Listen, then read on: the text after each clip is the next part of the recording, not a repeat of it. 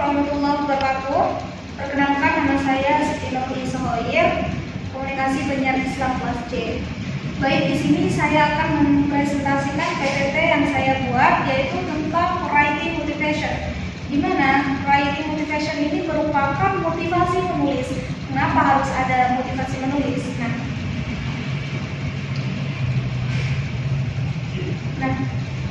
Mengapa seseorang itu harus menulis?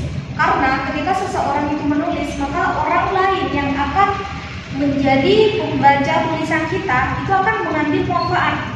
Misalkan di garis bawah ya, tulisan kita tentang karya ilmiah, cerpen, puisi, atau karya-karya yang dimuat di media koran lah, atau media online yang ada di HP. Ketika orang membaca karya kita, maka otomatis orang tersebut mengambil apa manfaat yang ada di dalam tulisan tersebut. Maka pentingnya menulis bagi kita itu merupakan mengasah pikiran kita, mengasah pemikiran kita untuk menjadi lebih kreativitas. Selanjutnya, ada 5 alasan mengapa seseorang itu harus menulis. Yang pertama, ada tujuan persuasif. Kenapa ada tujuan persuasif? Ketika seseorang menulis, maka mereka harus mempunyai tujuan. Tujuan menulis itu untuk apa? Untuk dimuat di media sosial misalkan. Maka adanya media sosial tersebut adalah sebagai komunikasi antara satu dan yang lain, tapi tidak secara langsung melalui tulisan. Yang kedua, ada tujuan informasi. Ketika kita membuat tulisan kita dalam sebuah media, maka itu merupakan informasi yang akan diterima oleh khalayak umum. Misalkan target tulisan kita pada siswa SMA, maka mereka akan mendapatkan informasi secara tidak langsung melalui tulisan kita. Selanjutnya, ada tujuan ekspresi diri. Mengapa seperti itu? Karena menulis merupakan pengekspresian diri kita. Ketika saya menulis puisi dan keadaan hati saya sedang sedih misalkan.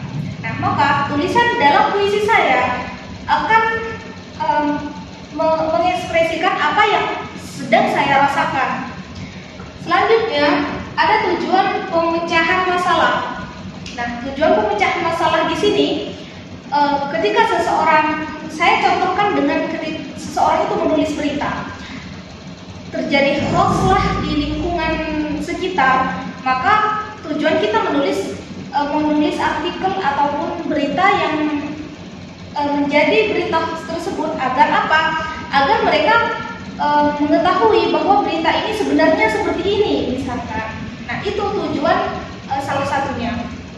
Dan yang terakhir, ada tujuan altruistik. Pasti kalian tahu tentang tujuan altruistik ini gimana?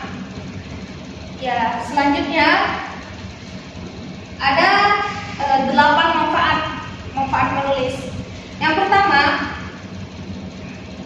tempat untuk menuangkan ekspresi. Seperti yang saya katakan tadi, ketika misalkan seseorang itu suka menulis puisi ataupun cerpen, dia menuangkan ekspresinya, menuangkan keadaannya yang sedang sedih pada sebuah karya, maka itu akan menjadi hobi atau kebiasaan, dan itu merupakan olahraga otak lah bagi kita.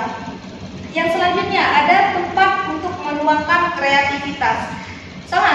Bersangkutan dengan tadi bahwa ketika kita menulis akan meningkatkan kreativitas dalam berpikir. Oh, saya sekarang menulis puisi, selanjutnya puisi saya lebih baik dan seterusnya itu akan menjadi otak kita akan lebih berpikir secara kreativitas.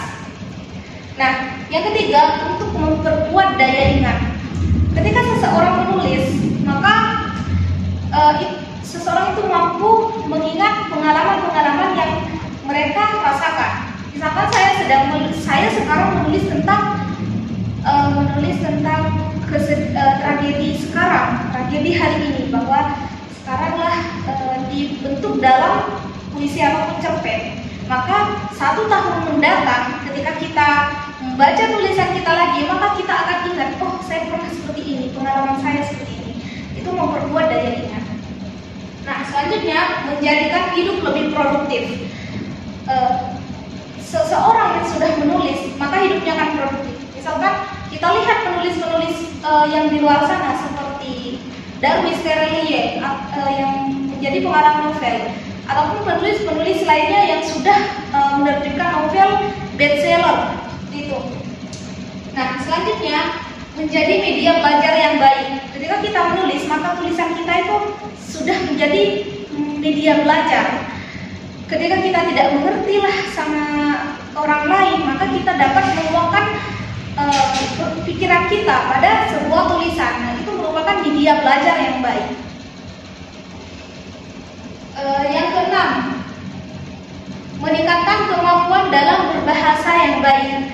Mengapa seperti itu? Karena ketika kita berbahasa, menulis kosakata bahasa Indonesia, maka setiap hari menulis, maka kosakata yang kita tulis itu akan bertambah, akan semakin baku bahasa kita, seperti itu. Selanjutnya, menjadi lebih terorganisir. Ketika seseorang menulis, maka semuanya akan terlihat rapi. Kehidupannya itu kan, sekarang saya menulis tentang kehidupan saya, misalkan kehidupan dan pengalaman saya sekarang. Maka secara tidak langsung orang itu terorganisir. Maksudnya apa sih? Tertata baik seperti itu. Dan yang terakhir, manfaat menulis itu sebagai menghibur.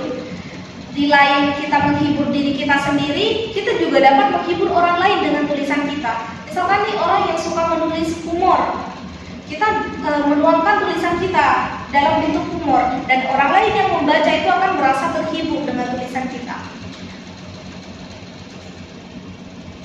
Ini terakhir dari saya, ada sebuah pesan dari seorang penulis, Pramudia Anantatur.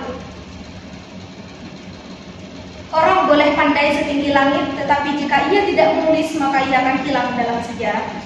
Nah, kenapa harus seperti itu? Seperti saya juga punya pesan pada kalian, bahwa ketika kita menulis, maka ketika kita mati, tulisan itulah yang akan hidup. Terima kasih. Mungkin ini dari saya, kurang lebihnya saya mohon maaf. Wassalamualaikum warahmatullahi wabarakatuh.